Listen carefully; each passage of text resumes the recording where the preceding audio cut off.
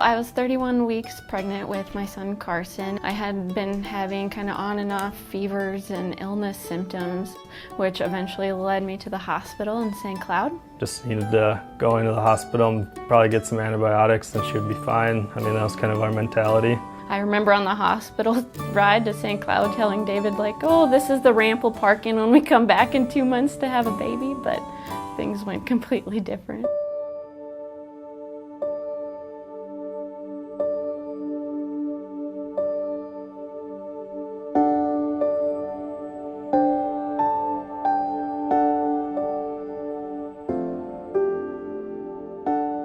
Here's a young, pregnant woman who has severe aortic insufficiency. Her aortic valve is leaking a lot. They came in when we got to Abbot and they said that you're having your valve replaced and that's the only way you're gonna make it through. That we were gonna have to deliver her and simultaneously we were gonna have to replace this aortic valve.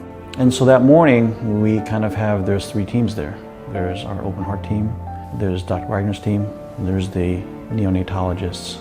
So we proceeded to cesarean delivery. As soon as he was getting started, I was scrubbing, and the baby was out of the room before, as I walked up. A nurse on the NICU team came out and said, do you want to come see him? Well, obviously, of course, we all did. And that was like basically the highest moment of my life.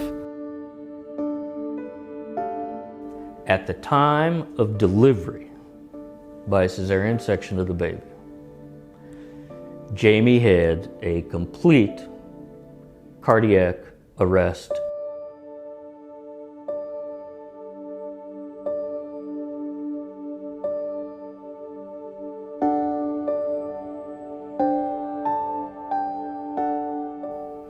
It was a very quiet 58 minutes, but everybody knew, we knew, we had just delivered this baby for them.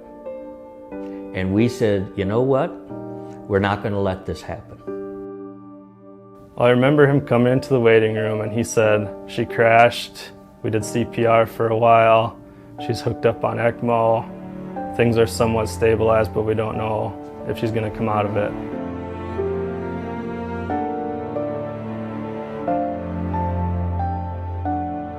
She stabilized to the point that we were pretty satisfied. And then it seemed like she acutely had a higher blood pressure.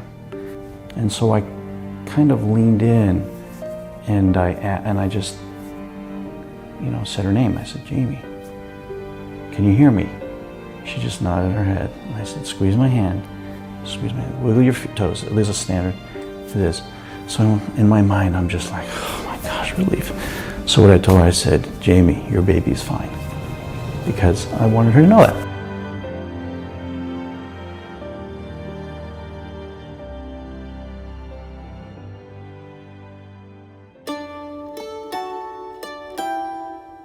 After that, David had come in, and it was actually Valentine's Day, the day that I woke up.